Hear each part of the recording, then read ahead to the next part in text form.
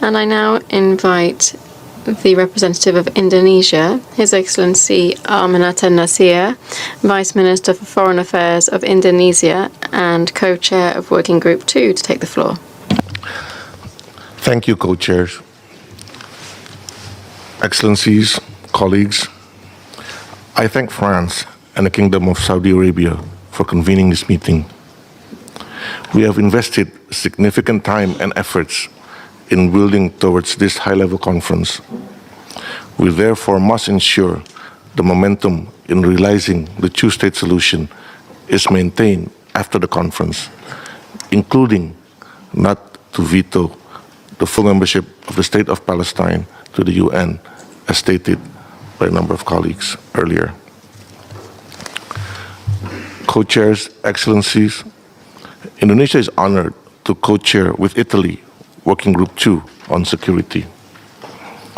Our inclusive and transparent approach in Working Group 2 is anchored in two central objectives. First, to identify security guarantees for Israelis and Palestinians in full respect of the sovereignty of all states. And second, to identify the scope and the task of a stabilization or protection mission deployed under the aegis of the United Nations at the request of the Palestinian Authority and backed by the UN Security Council. We have received 30 submissions from member states, international organizations, and stakeholders. Based on these inputs, Indonesia and Italy have identified 4 main topics. First, establishing credible and equal security guarantees for both parties through cessation of violence and recognition of equal rights to safety is important. This includes actions to support immediate and permanent ceasefire, a critical element for any actions to ensure the security of both peoples.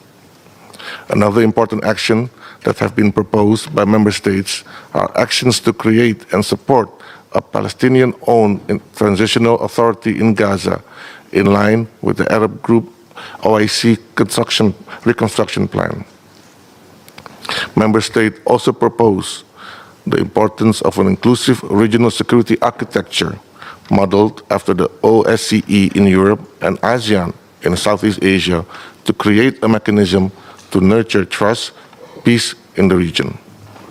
Second, we need to empower the Palestinian Authority to independently manage security and fully assume responsibility in both Gaza and the West Bank, with the view of promoting reunification of all Palestinian Authority under a single, legitimate and democratic national government. Under this element, we have gathered commitment to take action to launch a UN-led international coordination framework for initiatives aimed at developing efficient security and policing structure towards a sovereign Palestinian state. Member states also called for actions to devise a structured framework to transfer international security responsibility to the Palestinian Authority security forces. This includes actions to support the Palestinian Authority to maintain a base-level security on the ground and to ensure the safe passage of humanitarian aid. Lastly, there has been a strong consensus in restating opposition to forced displacement or changes to Gaza demographic and territorial status, as well as the rest of the OPT, including East Jerusalem.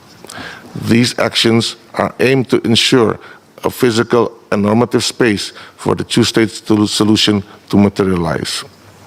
The 2 other elements will be presented by my fellow co-chairs from Italy. Before I conclude, however, I would like to take this opportunity to congratulate France for its leadership and courageous decision to recognize the State of Palestine.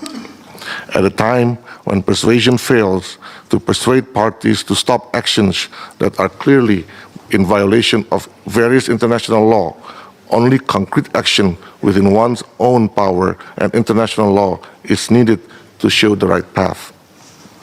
Indonesia urges other countries and leaders that have not to take this momentum towards our goal in two-state solution by following the example of France.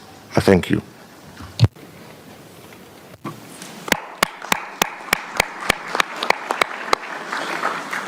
Je remercie son Excellence. I thank His Excellency Arrmanatha Nasir